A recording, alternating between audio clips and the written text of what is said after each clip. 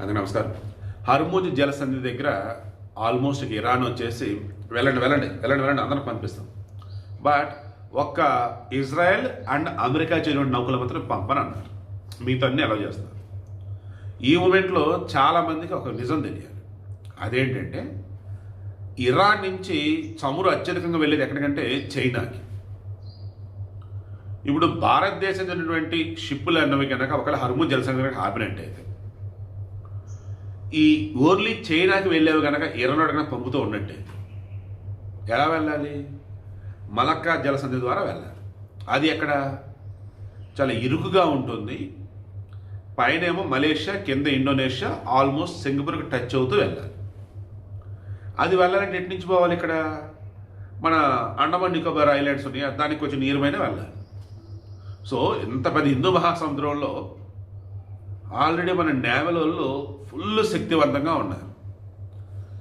మన షిప్పులనేమో ఇరాన్ వాడు ఆపేశాడు. వాడు మాత్రం హ్యాపీగా వెళ్తానంటున్నాడు హిందూ మహాసముద్రంలో ఆయిల్ తీసుకొని. దాన్ని మన వాళ్ళు ఆపేస్తారు కదా, ఆపేమంటారు, నువ్వు మాది రిలీజ్ చేయరా బాబా అంటారు. సో ఎందుకు వచ్చిన తలనొప్పి, భారత్తో పెట్టుకోవద్దు అని భారతదేశానికి సంబంధించిన షిప్పులు పంపాడు. అలా పంపినటువంటి షిప్పులలో ఆయిల్, గ్యాస్ ఆల్మోస్ట్ అన్నీ వచ్చేస్తాయి.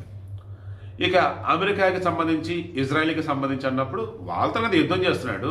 ఇక వాళ్ళు కూడా ఎలా చేస్తే ఇంకేముంది యుద్ధం, అందుకని చెప్పి సైలెంట్ అయ్యాడు. సో సింపుల్ ఏం చెప్పాను, మనం మౌనంగా ఉండటం కనిపిస్తూ ఉంటాం ప్రపంచానికి. కానీ అదే ప్రపంచానికి తెలుసు ఈ మౌనం వెనక ఒక ఆలోచన ఉంది. ఆ ఆలోచన వెనక ఓ శక్తి ఉంది, బలం ఉంది. దానిని సవ్యంగా అవసరమైనప్పుడు వాడతారన్నది ప్రపంచ దశలు తెలుస్తుంది. కానీ మన దగ్గర ఉన్నటువంటి కమ్యూనిస్టులకి, కాంగ్రెస్ వాళ్ళకి ఇలా అర్థం కావట్లా. దాంతో మోడీ సైలెంట్గా ఉన్నాడు, చేతకాని ప్రభుత్వం ఆ దీని ఓవరాక్షన్ చేస్తా పోతా ఉన్నారు. చిన్న లాజిక్ మీకు అర్థమైందా? గాలిలో, భూమి మీద, నీటి మీద భారతదేశం ఇప్పుడు చాలా శక్తివంతంగా ఉంది. ఎంత శక్తివంతంగా అంటే పక్కన ఉన్న చైనా వాడు కూడా, దూరంగా ఉన్న అమెరికా వాడు కూడా భారత్ జోలికి వద్దురా బాబు అన్నట్టు. అండ్ అవునన్నా కదా మనకు రష్యా ఇప్పుడు ఫుల్ సపోర్ట్.